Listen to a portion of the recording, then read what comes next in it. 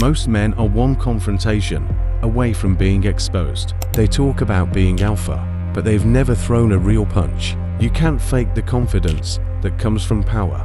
This isn't about violence, it's about becoming dangerous and choosing not to be. Because if you can't fight, you'll never truly be safe. Part 1. The fear every man hides. That nightmare you have. The one where you freeze instead of fight. That's the reality for most men. Your brain screams run because it doesn't know the other option. Fighting skills destroy that fear. When you train, you stop being scared of people. You stop being scared of life. Because you know, deep down, if this goes bad, I can handle it. That's not ego. That's peace. Part 2. It's not about fighting him. It's about fighting you. You walk into a gym thinking it's about strength. You quickly learn it's about control. Control your breath when you're getting choked. Control your fear when fists are flying.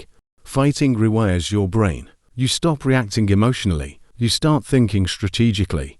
That shift, that's what separates the men who lead from the men who panic. The real opponent was never the other guy. It was your own doubt. And every punch you throw is you punching your weakness in the face. Part 3. Pressure makes men. Look around. Men are soft, scared to take a hit, scared to look stupid. They hide behind screens and opinions. But real confidence isn't typed, it's forged. You can read all the self-help books in the world, but nothing changes until you put your body under pressure.